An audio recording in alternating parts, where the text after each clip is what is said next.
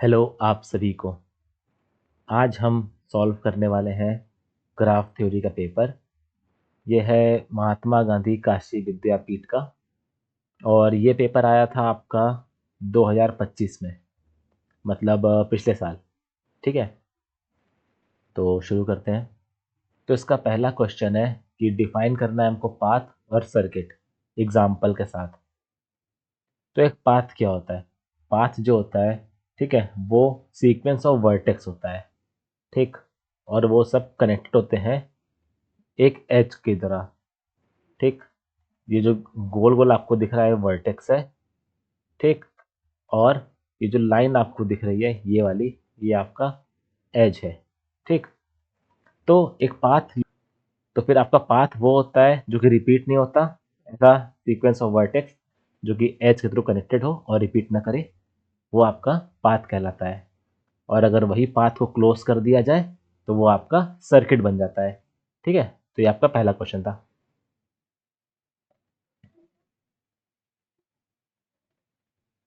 अब आपका आते हैं हम लोग दूसरे क्वेश्चन पे।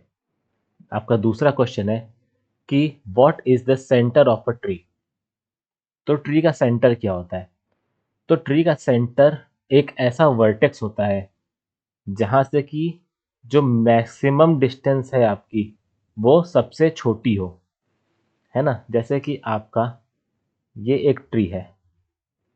ठीक, ये आपका एक ट्री है।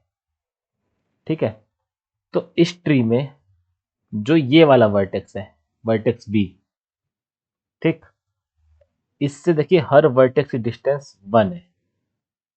तो ये आपका सेंटर ऑफ द ट्री होगा। कुछ कुछ ट्री ऐसे होते हैं जिसमें कि 2 सेंटर हो सकते हैं। जैसे कि ये ट्री है, इस ट्री में आपका ये V1 एक सेंटर होगा और ये V2 दूसरा सेंटर होगा। क्योंकि देखिए ये जो ये वाला जो आपका सेंटर है, इससे आपका 1 और 2, ठीक है, मैक्सिमम जो इसका डिस्टेंस होगा वो हो गया 2। ठीक है, इससे भी आप करेंगे तो 1 और 2, इससे मैक्सिमम डिस्टेंस हो गया 2। ठीक, इससे करेंगे तो 1 2 3, तो 3 जा रहा है। और बाकी किसी वर्टेक्स से आप डिस्टेंस कैलकुलेट करेंगे तो वो अबव 2 रहेगा आपका। ठीक है, तो बस V1 और V2 ही ऐसे वर्टेक्स हैं जिनसे कि आपका मैक्सिमम जा रहा है 2, जो कि सबसे लोवेस्ट है इस पूरे ग्राफ में। तो V1 और V2 आपका सेंटर ऑफ द ट्री हो गए। फिर अगला क्वेश्चन है आपका कि क्या होता है आपका प्लेनर ग्राफ। तो प्लेनर ग्राफ ऐसे ग्राफ होते हैं जिसमें कि एज ओवरलैप नहीं हो रहा होता है। जैसे कि आपका ये ग्राफ है। ठीक, ये आपका प्लेनर ग्राफ है। ठीक, ये आपका प्लेनर ग्राफ।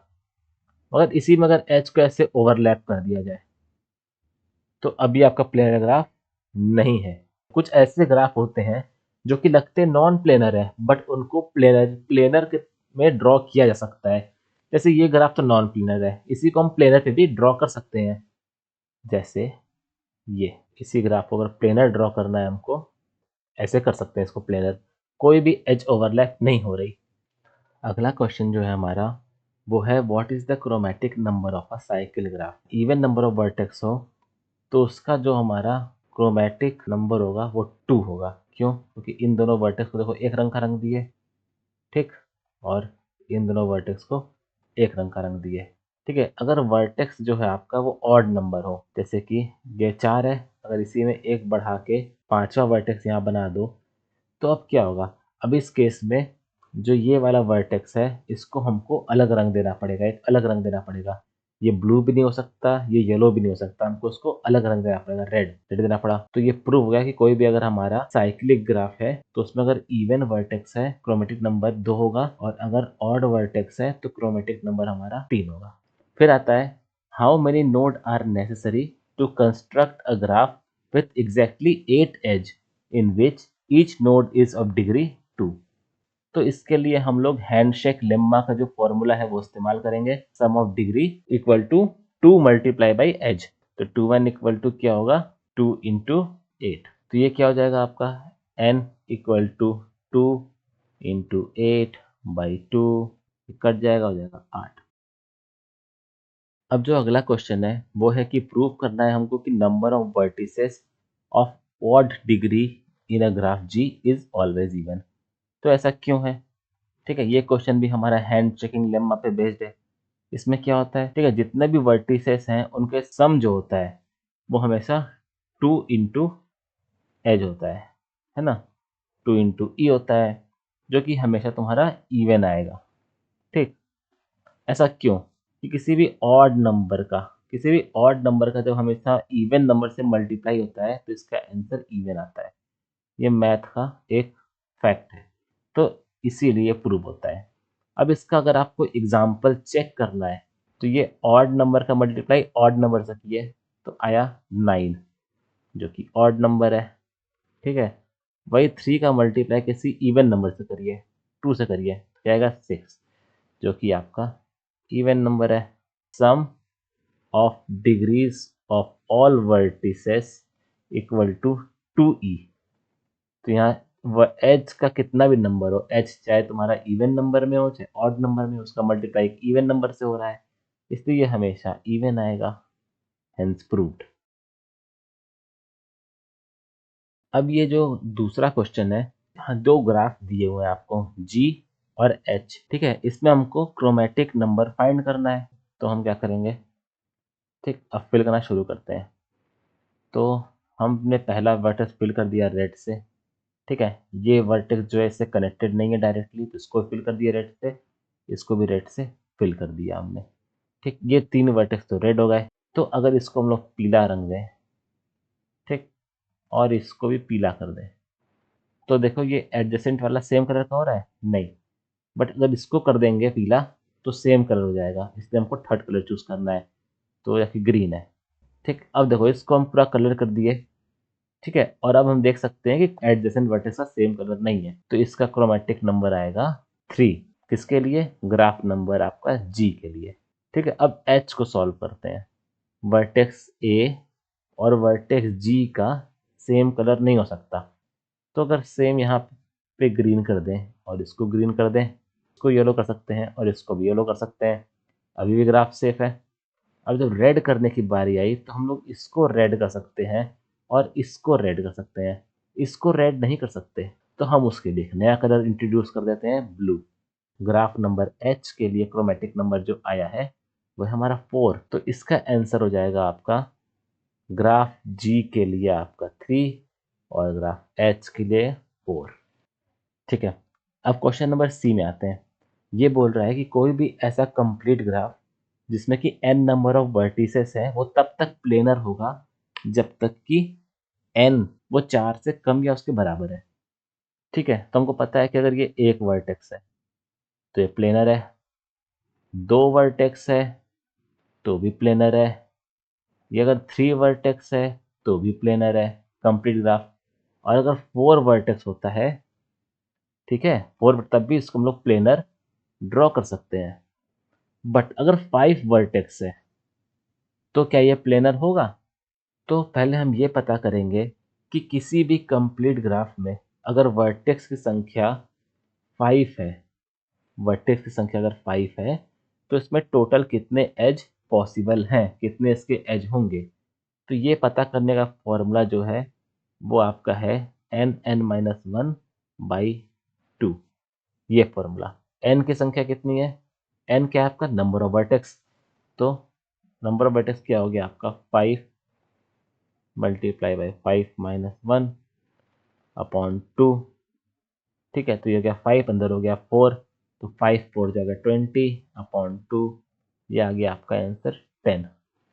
मतलब कि अगर आपका वर्टेक्स इक्वल टू 5 है किसी कंप्लीट ग्राफ में तो उसमें आपका नंबर ऑफ एज कितना होगा? 10 होगा। कोई भी कंप्लीट ग्राफ प्लेनर है ये पता करने के लिए यूलर ने एक फॉर्मूला निकाला था। हमेशा जो एज होगा आपका, जो भी आपका एज होगा वो वर्टेक्स मल्टीप्लाई बाई 3-6 के हमेशा बराबर या उससे छोटा होगा।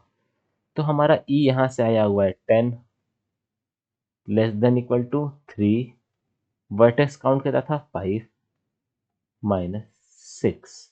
ठीक, ये इसको सॉल्व करेंगे तो हो जाएगा 15 - 6 लेस देन हो जाएगा 10। इसका आंसर आएगा 9 लेस देन इक्वल 10। तो इससे ये प्रूव होता है कि जो भी आपका कंप्लीट ग्राफ है उसका नंबर ऑफ वर्टेक्स अगर 4 से कम या बराबर है वो प्लेनर होगा।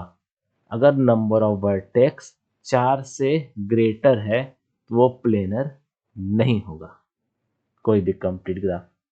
तो ये आपका प्रूव हो गया।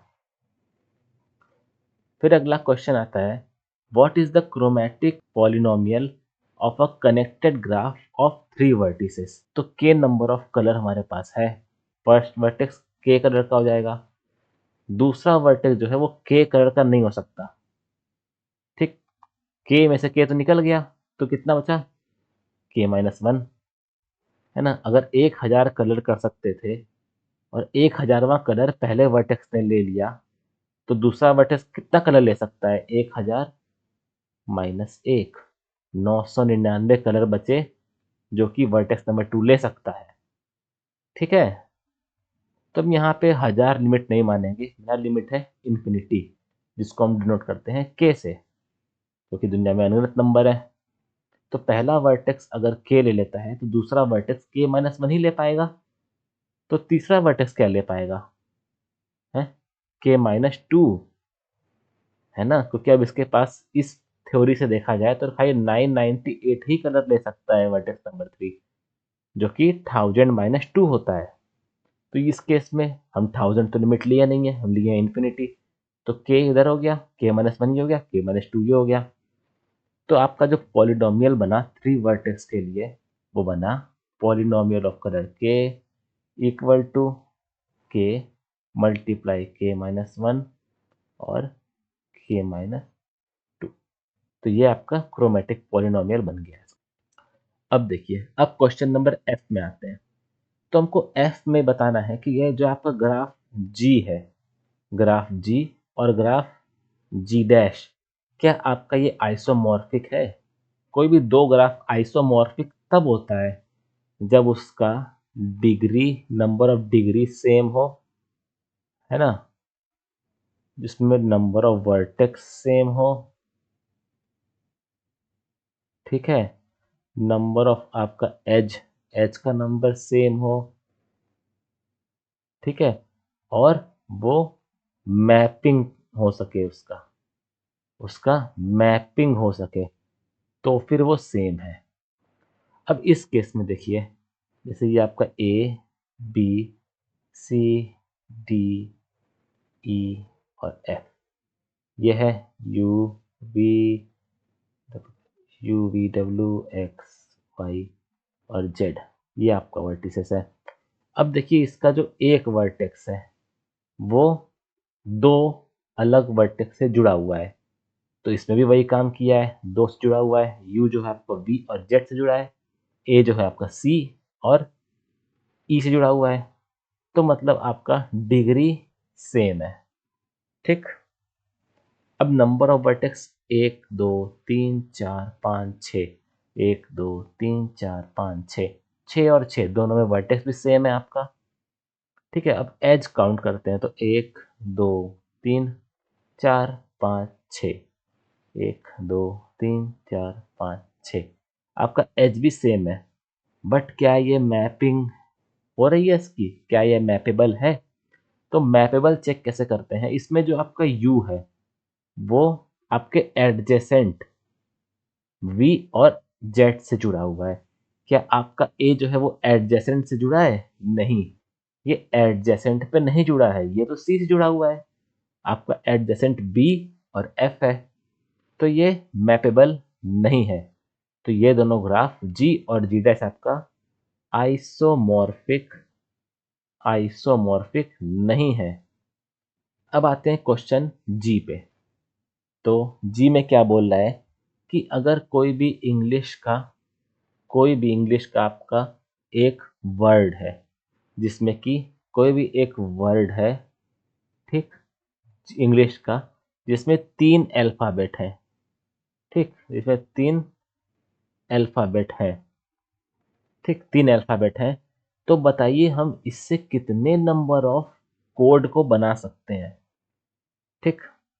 तो हमको ये पता है कि अगर एक एक एक अल्फ़ाबेट का कोड होता, तो हम टोटल 26 कोड बना पाते, क्योंकि ए, बी, सी, डी, ई, एफ, जी, एच करके 26 अल्फ़ाबेट होते हैं इंग्लिश में।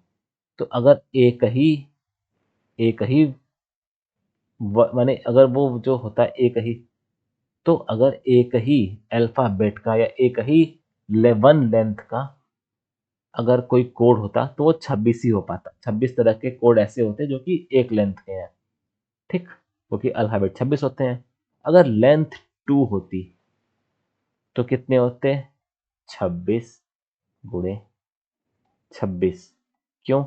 पहला जो होता उसके पास 26 चॉइस होती, और दूसरा जो होता उसके पास 26 चॉइस होती। तो 26 इंटू 26 इक्वल टू 26 का स्क्वायर, जिसका वैल्यू होती है 676, ठीक?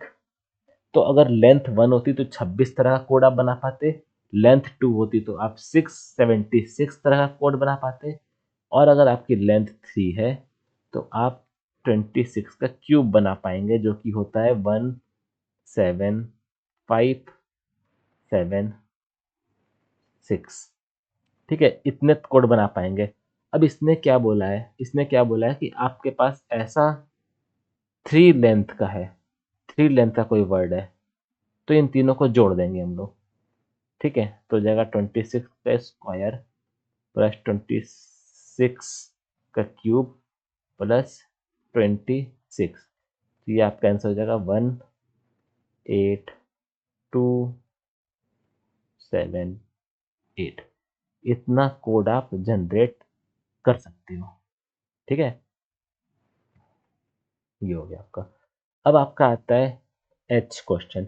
इसमें क्या है कि आपको स्पैनिंग ट्री फाइंड करना है, कि जितना स्पैनिंग ट्री इसमें पॉसिबल है।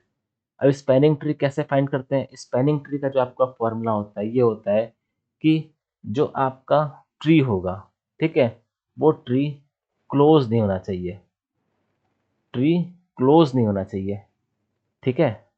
ट्री क्लोज नहीं होगा, और और ट्री क्लोज नहीं होगा, और जो इसमें नंबर ऑफ आपका एज है, जो आपका एज है वो हमेशा वर्टेक्स माइनस 1 रहेगा, ठीक है? जो नंबर ऑफ एज है आपका, वो वर्टेक्स माइनस 1 रहेगा, ठीक? तो इस पे ये जो आपका फिगर है, ये ये ये एकदम आइडेंटिकल तो नहीं बन रहा, ठीक है? V0 1 V2 और V3, ठीक है? इसको बनाना है। तो हम कौन कौन सा बना सकते हैं? तो पहला आपका ये स्पैनिंग ट्री हो गया, ठीक है? अब ये जो स्पैनिंग ट्री है आपका, ये क्या इस लॉ को सेटिस्फाई कर रहा है कि नंबर ऑफ एज जो है वो हमेशा वर्टेक्स माइनस 1 होगा। इसमें नंबर ऑफ एज कितना है? 3 है। वर्टेक्स कितना है? 4 है। 4 माइनस 1 कितना होता है? 3। 3 को लो 3, ये वाला आपका पहला स्पैनिंग ट्री हो गया, ठीक? ये आपका पहला स्पैनिंग ट्री हो गया। अब आपका जो दूसरा स्पैनिंग ट्री है, ठीक, वो आपका ये बनेगा, ये ये, ठीक? ये हो गया आपका V1 V2 V3 V0, ठीक है? ये हो गया आपका दूसरा। इसमें वर्टेक्स 4 है, एच 3 है। फिर आपका एक ये बन जाएगा, ये हो गया V1 V3 V2 V0। इसमें भी आपका वर्टेक्स कितना है? 4 है, ठीक है? और आपका एच कितना है? वो 4 माइनस 1 3 है, ठीक? ये हो गया। फिर उस तरह ये बन जाएगा, ये V3 V2 V1 V0, ठीक है?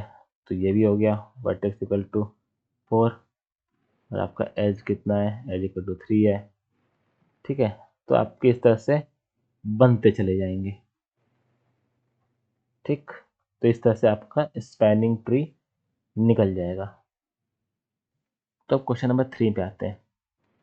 ठीक है, तो discrete numeric function, discrete numeric function, ये ऐसे फंक्शंस होते हैं जो इंटीजर्स पे डिफाइन होते हैं। ठीक है, जैसे कि आपका F N equal to N square, ये आपका इंटीजर्स पे डिफाइन है। ठीक है, तो ये डिस्क्रीट न्यूमेरिक फंक्शन हुए। ठीक है, अब जो आपका जेनरेटिंग फंक्शन होता है, ठीक है, जेनरेटिंग फंक्शन एक पावर सीरीज होती है जो सीक्वेंस को इनकोड करती है।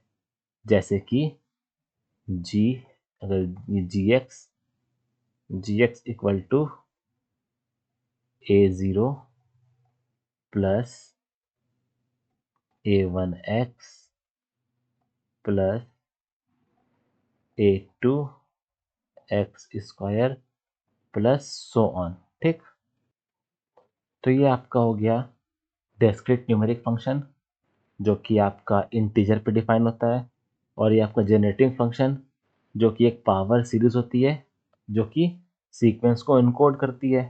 अब हमारा मेन आइडिया क्या है कि हमको सीक्वेंस को अलजेब्रा में कन्वर्ट करना है। ठीक है, और उसका सम निकाल देना है। ठीक है, तो ये तो आई के लिए हो गया आपका। अब आई स्क्वायर के लिए क्या होगा? ठीक है, और ये आपका आंसर है। अब हम आते हैं क्वेश्चन नंबर बी के पहले वाले पे। ये पूछता है कि state and proof the 5 colour theorem. 5 colour theorem क्या होता है और इसका प्रूफ क्या है?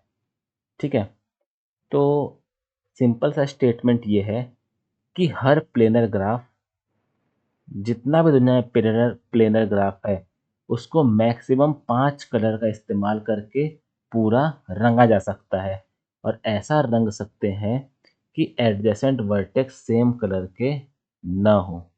कोई भी अगर आपका प्लेनर ग्राफ है, ठीक है, ये आपका एक, मान लीजिए ये आपका एक प्लेनर ग्राफ है। ठीक है, इसका जितना भी वर्टेक्स है, 1 2 3 4, ठीक है, इसका जितना भी आपका वर्टेक्स है, इन सब वर्टेक्स को मैक्सिमम 5 कलर्स में रंग सकते हैं। और इसका जो भी आपका वर्टेक्स 1 2 में जो भी आपका एडजेसेंट वर्टेक्स है ना, वो आपका सेम कलर का बिल्कुल भी नहीं होगा। ठीक है, ये आपका स्टेटमेंट है। ठीक है, अब इसका जो आइडिया है वो कुछ ऐसा है कि प्लेनर ग्राफ में हमेशा एक वर्टेक्स ऐसा मिलता है जिसका डिग्री जो है वो लेस देन इक्वल टू 5 होता है। किसी प्लेनर ग्राफ में जो एक ऐसा वर्टेक्स होगा जिसका डिग्री जो है वो हमेशा 5 से कम या उसके बराबर होगा। ठीक है, ऐसा।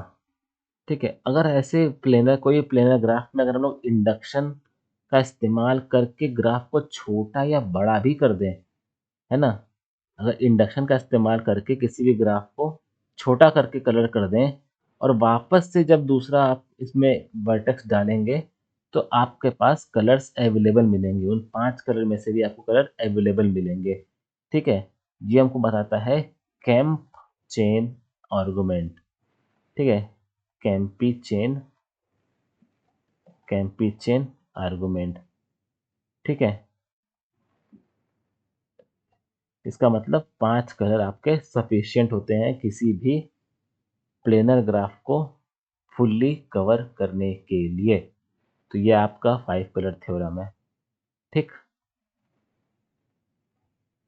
अब अगला अगला क्वेश्चन पूछता है कि हमको इसका जो सेकंड पार्ट वो पूछता है कि हमको शो करना है कि पी क्यू, ठीक है, पी क्यू और क्यू पी, ठीक, is logical equivalent of P और बाई डायरेक्शनल क्यू। ठीक, ये आपका इसके इक्विवेलेंट है। ठीक है, तो हम क्या करेंगे, पहले इम्प्लीकेशन को रीराइट करेंगे। अगर इस इम्प्लीकेशन को रीराइट कर दें, ठीक है, अब रीराइट करने के बाद इसको कंबाइन कर देते हैं। अब इसको जब ध्यान से देखेंगे, ठीक है, ये बोथ वे इम्प्लीकेशन है। इसका मतलब क्या है कि ये बाई कंडीशनल है, ये आपका प्रूव होता है। अब आते हैं सी पर।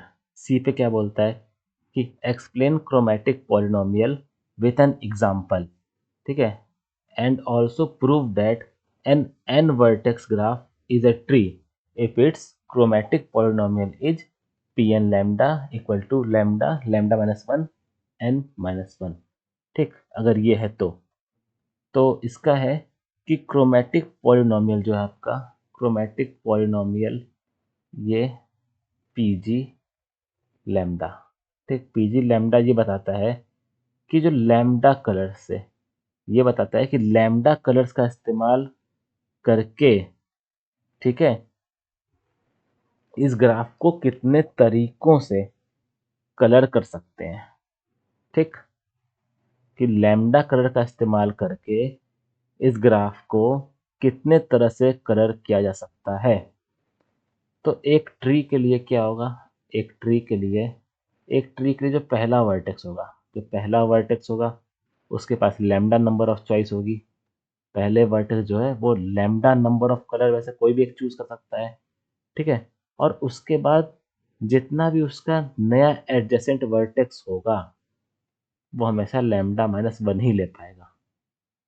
ठीक, जितना भी उसका एडजेसेंट है वो लैम्डा माइनस वन ही ले पाएगा, ठीक है, क्योंकि पहले वाले ने लैम्डा उठा लिया था। तो अगर उसका हम लोग टोटल करें तो P G lambda equal to lambda lambda minus one और एन माइनस वन आएगा। ठीक, ट्री में साइकिल नहीं होता, इसलिए हर न्यू वर्टेक्स सिर्फ अपने पेरेंट से ही कॉन्फ्लिक्ट करता है। ठीक है, अगर किसी n वर्टेक्स ग्राफ का पॉलिनोमियल यही फॉर्म का हो तो वो ट्री हो सकता है, वो ट्री ही है। ठीक है, एसाइक्लिक ट्री ही है वो। ठीक, the chromatic polynomial pg lambda count proper coloring for a tree with n vertex pg lambda equal to lambda lambda minus 1 and n minus 1, since the first vertex has lambda choices and each subsequent vertex has lambda minus 1 choices, this characterizes tree. Okay, तो ये आपका हो गया। अब आता है आपका last question जो कि क्वेश्चन नंबर डी है। इसमें क्या बोलता है कि देयर आर 4 बस लाइन, अगर 4 बस लाइन है आपका ए से बी पे, ठीक है, और 3 बस लाइन है आपका बी से सी पे। ठीक है, ए से बी पे जाने के लिए 4 है, ठीक, और बी से सी पे जाने के लिए बस 3 लाइन है। ठीक, अगर ऐसा है, ठीक, तो फिर अगर हम बस लेते हैं ए से सी के लिए, हम ए से सी पे जा रहे हैं और बस लेते हैं जो कि बी से होते हुए जाएगी, ठीक, तो बताओ हमको कितना number of ways a person can travel. ठीक है, तो ए से सी पे जाना है हमको, ठीक, और कितना नंबर ऑफ वे है ए से सी पे जाने के लिए, तो ए से बी के बी से होते हुए जाना है हमको पहले क्वेश्चन में बोल रहा है, पहले क्वेश्चन में कि हमको ए टू सी जाना है बी होते हुए, ठीक, तो क्या करेंगे, ए से बी का 4 रास्ता है, बी से सी का 3 रास्ता है, तो टोटल 12 रास्ते हो गए। ठीक, टोटल 12 कॉम्बिनेशन बनेंगे आपके। ठीक है, जैसे इस पे गए, इस रास्ते पे गए, ए से बी पे अगर इससे जाते हैं तो बी से सी पे हम इन तीनों से जा सकते हैं।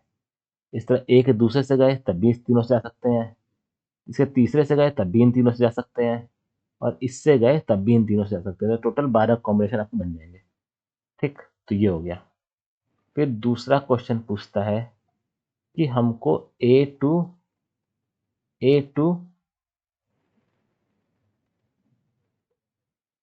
सी जाना है, ठीक है, और राउंड ट्रिप में ए टू सी जाना है। सेकंड क्वेश्चन बोलता है अब हमारा यहाँ पे सेकंड क्वेश्चन ये बोलता है कि हमको ए टू सी जाना है बाई बी होते हुए जाना है। ठीक है, हमको ए टू सी जाना है, बी होते हुए जाना है, और ये एक राउंड ट्रिप है, ये एक राउंड ट्रिप मारना है हमको।